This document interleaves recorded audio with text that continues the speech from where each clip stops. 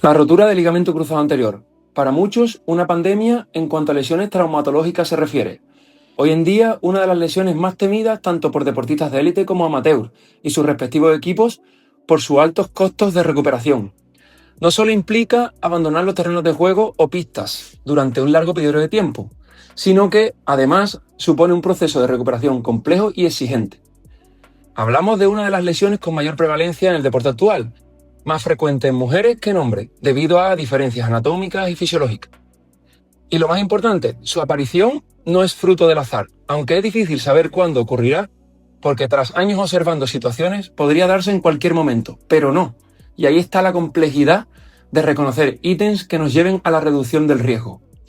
Podemos decir que aúna varios factores que convergen en un momento concreto. Una acción decelerativa excéntrica, una perturbación atencional con su respectiva toma de decisión en base a lo que se percibe, un intento de cambio de reaceleración o de control postural del centro de masa, aunque parezca mentira, todo sin contacto de otro individuo. Suponiendo que factores internos como fatiga o deterioro de la estructura pueden facilitar aún más que ocurra. Suele producirse en acciones de alta carga, especialmente en movimientos de desaceleración, donde el cuerpo debe disipar fuerzas en muy poco tiempo. En este contexto, los mecanismos protectores miotendinosos y prerreflejos, estos que se dan de 0 a 20 milisegundos, son fundamentales.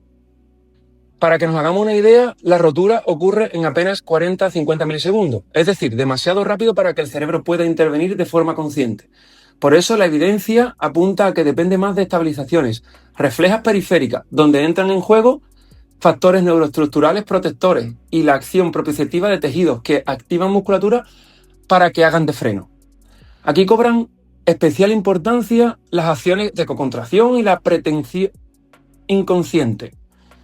Pero esto no es todo.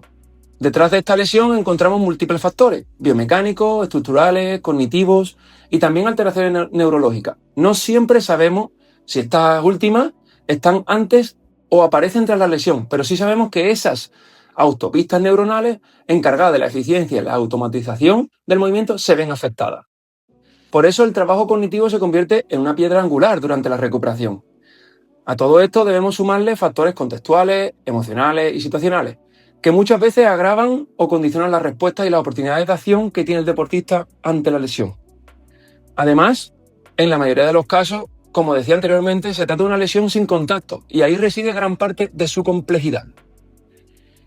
Todo esto nos deja una idea clara. No estamos ante una lesión simple, sino ante un fenómeno multifactorial que requiere un enfoque integral y holístico, tanto en la prevención o reducción de su riesgo como en el tratamiento. Como suelo decir, es como si el sistema perdiera un idioma. Tiene que volver a aprender desde las letras, palabras, frases, hasta construir textos más complejos y finalmente volver a hablar con naturalidad en el deporte. Es decir, el sistema sufre una cascada de alteraciones neurocognitivas y neuromusculares que dificultan el movimiento voluntario y lo entorpecen. A partir de aquí podemos dividir el proceso en 4 grandes fases. Y hay algo clave que debemos entender: la recuperación no empieza con la cirugía, empieza antes. La primera fase es la preoperatoria, fundamental si queremos optimizar todo el proceso. Aquí el trabajo debe comenzar de inmediato, teniendo en cuenta el tiempo disponible hasta la cirugía. Buscamos recuperar el rango de movimiento, mejorar la fuerza, la masa muscular del tren inferior, sobre todo. En muchos casos la inflamación genera inhibición artrogénica, afectando la activación muscular voluntaria. Además, muchas personas vienen de periodos sin entrenar fuerza o sin haberla trabajado nunca. Por eso este momento es clave para mejorar todos los aspectos, además de cuidar hábitos de vida, controlar el peso, teniendo en cuenta el futuro sedentarismo que vamos a tener y optimizar, por consiguiente, los sistemas energéticos. También es un buen momento para trabajar aspectos técnicos y detectar debilidades, de forma que lleguemos a la cirugía con parte del camino recorrido. Tras la operación entramos en una fase clave, desde mi experiencia, probablemente la más dura, pero también donde más progreso se percibe semana a semana. Aquí es fundamental entender cómo se ha realizado la operación y de dónde procede el injerto. Debemos respetar las indicaciones médicas, especialmente en los primeros días, para permitir que el proceso biológico se desarrolle correctamente. La inflamación es necesaria, forma parte de la recuperación, pero debe estar controlada y bien gestionada mediante la fisioterapia, herramientas específicas y si se procede, suplementación. Si todo esto se hace bien, podemos iniciar una fisioterapia temprana, tanto pasiva como activa, para pronto reeducar marcha y mejorar la coordinación inter e intramuscular de los diferentes grupos que facilitan el movimiento armónico de nuevo.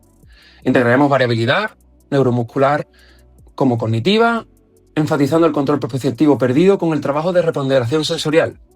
Iremos creando nuevas rutas de acción eficiente al sistema, ya que las habrá perdido. Sobre todo teniendo un peso mayor toda la base estructural y musculoesquelética, que sea nuestro punto de partida para dar capacidad y tolerancia al sistema con el que poder responder a demandas externas.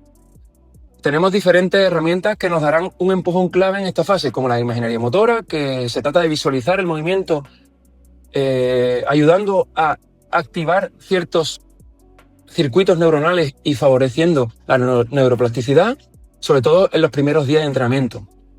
O como el BFR, que mejora la fuerza sin grandes cargas, incluso desde la cama, en fases iniciales con pequeñas activaciones y movilidad. En esta fase también podemos trabajar el resto del cuerpo y aprovechar fenómenos como la educación cruzada o cross education, que facilita la recuperación y memoria neuromuscular a través de mejoras en las sinapsis nerviosas aferentes y eferentes. No solo estamos recuperando un músculo, sino que estamos construyendo un sistema, o reconstruyéndolo, mejor dicho. La tercera fase, entre los 3 y 6 meses, fundamental también. Es una etapa larga, pero clave para construir un sistema sólido, un 4x4, como suelo decir. Aquí seguimos facilitando la creación de vías eficientes entre el cerebro y el músculo, se recupera masa muscular y se mejora el networking neuromuscular, es decir, la coordinación entre el sistema nervioso y la musculatura. A partir de aquí, recuperamos la marcha total y las actividades de la vida cotidiana. El proceso en cuanto a estrategias de activación muscular progresa de fases isométricas hacia fases más dinámicas, de frenado, desaceleración, aceleración y propulsión. Y es aquí donde debemos reentrenar estos mecanismos protectores periféricos, los sistemas de feed-forward de los complejos miotendinosos, enseñándolos de forma consciente para que luego emerja de una manera más inconsciente en situaciones reales. Se introduce la pliometría de baja intensidad, los saltos en diferentes planos y la progresión hacia tareas más complejas. También volvemos a integrar el movimiento en contextos reales, dentro del bucle percepción-acción, con teorías más ecológicas. Si el objetivo es volver al deporte, se introducen tareas más específicas lo antes posible. Si no, se busca recuperar la funcionalidad natural del movimiento humano si el individuo no busca competir. A medida que avanzamos, trabajamos drills de técnica de carrera, reflejos de tensión cruzados, hip lock, con cambios de dirección, sprints, saltos, incontactos. Siempre de forma progresiva, ya con mayor variabilidad y aleatoriedad, con objetivos más cercanos a las demandas del deporte e intentando acercar estímulos específicos y representativos a la sala. En estos meses, lograr confianza y el trabajo psicológico hacia la vuelta al campo será trascendental para los meses futuros. Y finalmente llegamos a una de las últimas partes del camino, las últimas fases. Entre los 6 y los 9 meses se acerca el retorno al campo y el return to training. Desde mi experiencia es la fase que más disfruta el deportista y también nosotros como profesionales.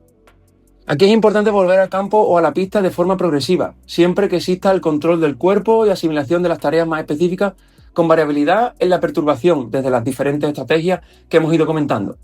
Yo suelo empezar con una combinación de trabajo de gimnasio con trabajo específico en campo. Al principio predominará el gimnasio, pero progresivamente se invierte la proporción hasta un 70% de campo y un 30% de gimnasio. En este punto, muchas de las adaptaciones musculoesqueléticas ya deberían estar consolidadas. De ahí ese cambio en la balanza de carga y situación. El objetivo de esta integración total con el grupo, sin abandonar el trabajo de fuerza, buscando no solo volver, sino volver más fuerte. Todo este proceso culmina con el return to play. Como destacaba anteriormente, las fases más críticas son la preoperatoria y las primeras fases tras la cirugía, pero es una carrera de fondo en la que la suma de las partes optimizará las posibles lesiones colaterales o recidivas.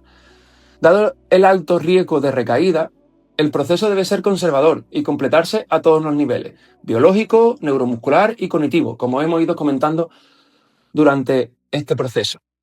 Porque en esa primera fase, las que determinan que meses después tengamos un deportista realmente preparado. De los 9 meses en adelante, priorizo la paciencia, tener confianza, soltura y adecuación de un sistema que lleva mucho sin relacionarse con estímulos caóticos reales. Es fundamental para la vuelta a la competición. En el balonmano siempre se dice un pase más para lograr el gol. Aquí siempre aconsejo un mes más de tiempo para volver dentro de las posibilidades contextuales de cada deportista.